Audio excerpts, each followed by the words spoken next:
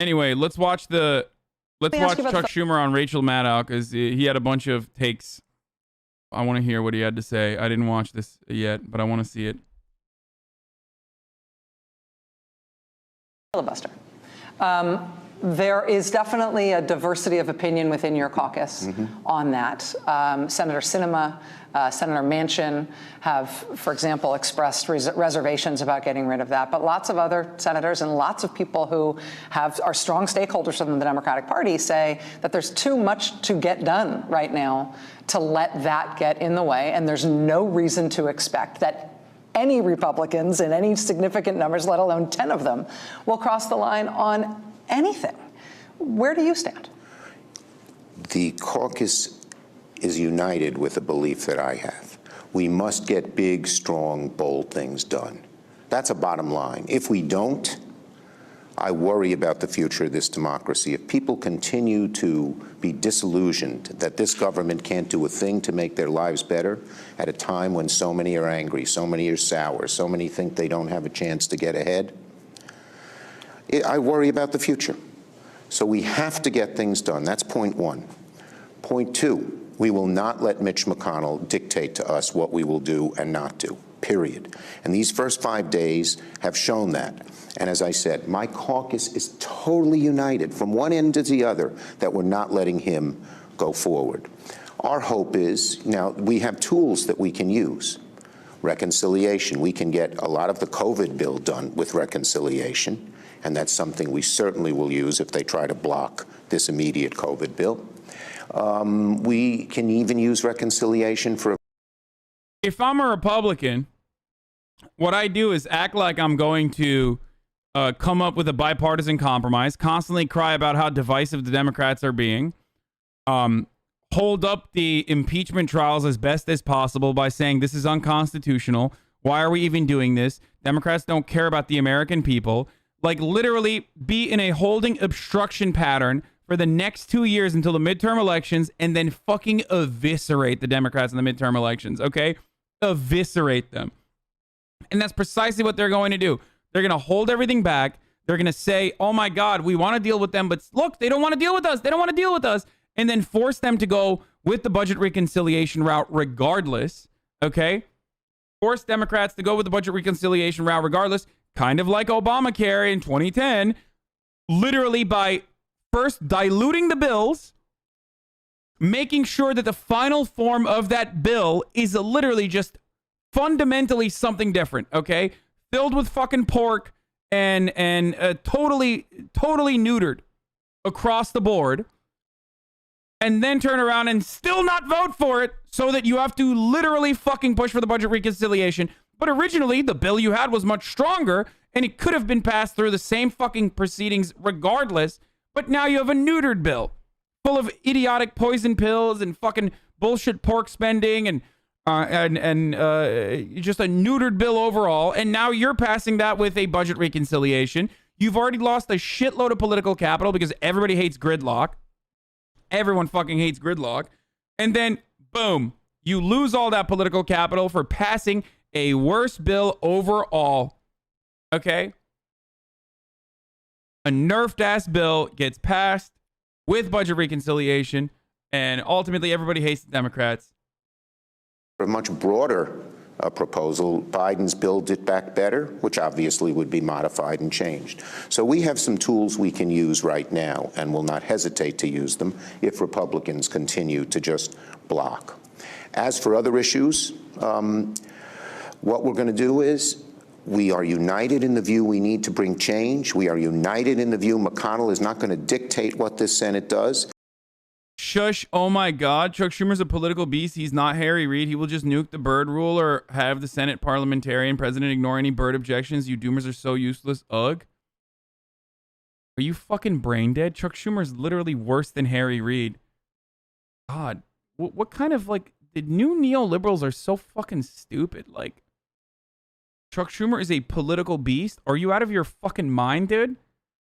At least, like, if you stand Nancy Pelosi, I kind of understand where you're coming from because, like, she at least is good at whipping her fucking caucuses. This motherfucker has no power, dude. He can't even get his whip Dick Durbin to fucking come to terms with his policy agenda. What the fuck are you talking about? Chuck Schumer is a beast, bro. I'm soy facing so hard for Chuck Schumer right now. Oh. No, he sucks ass.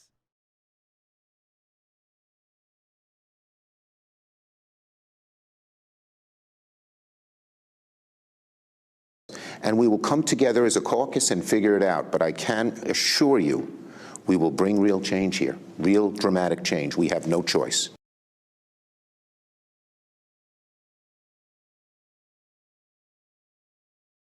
You need 60 to formally change Senate rules, so you're partially correct, but only 51 to do the nuke option, which just sets a precedent on no filibuster for specific things like judges. They could do this for statehood.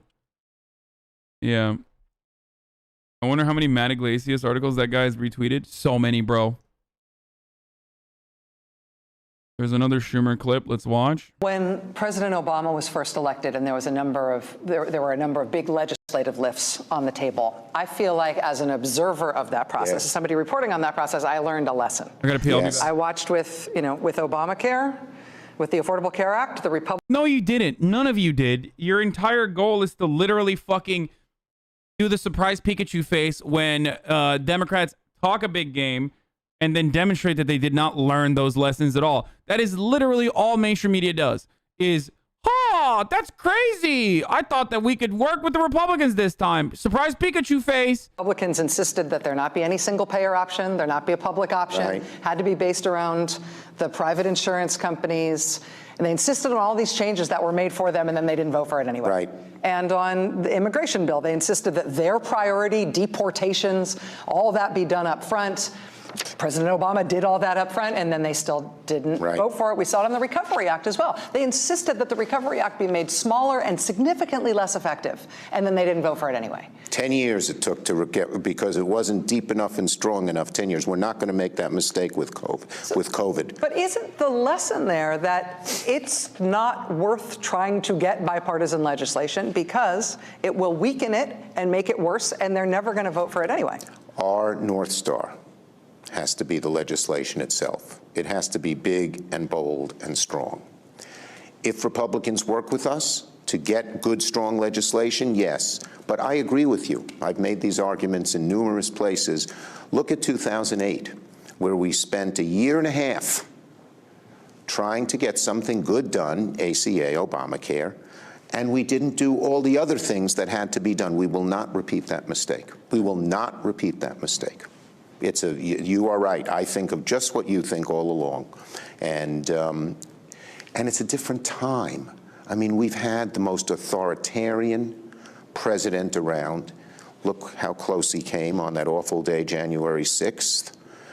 And the antidote is constructive, strong action by us, by the government. That's the answer, so that when the appeals to bigotry and nastiness and divisiveness are thrown at the American people again, which Trump did, and there are many of his minions who want to do it, people will say, no, we're making good progress. Let's stick with this.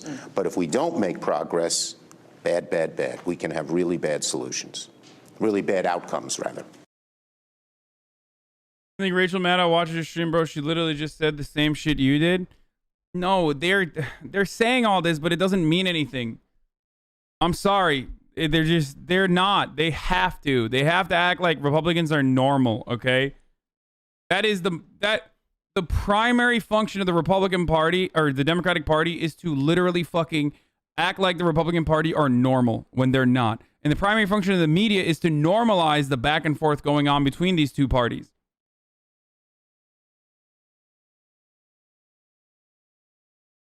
It doesn't matter. What she's saying right now is nowhere near as important as what she will say a year down the line when they're fucking still compromise prone.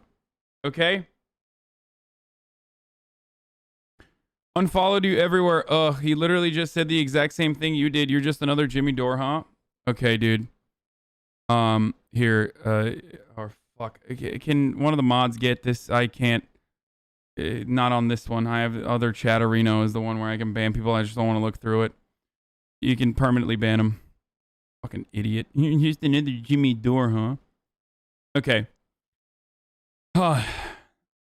Messaging is good so far. Surprisingly good, I will admit. We shall see where this goes. What matters not is what they say currently. What matters is going to be what they end up saying when they go through the same fucking motions over and over again. Damn, he wrecked you considering you banned him, lol. Okay, I'm just gonna fucking swap out my... Hold on one second. Okay, first of all...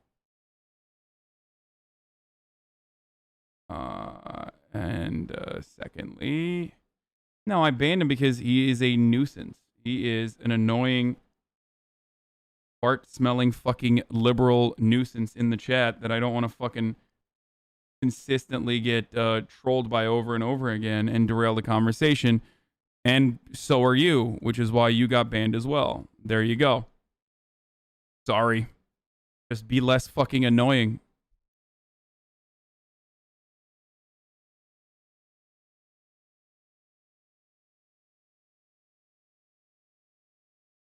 Biden banned private prisons. Is this a good move for the left or a hollow victory? It is a hollow victory. 2 reasons. One, because of the tiny fraction of private prisons that are federal prisons. Okay. And 2, because it does not cover ICE facilities, which is a big chunk of where the private prison industry is making their money currently. So you have county jails and shit that are still private. Okay. The only power that you have over private prisons, the only power that the federal government has over private prisons is federal prisons and also ICE facilities. So if you don't ban ICE facilities as well, it's still a minuscule victory is what I'm trying to say.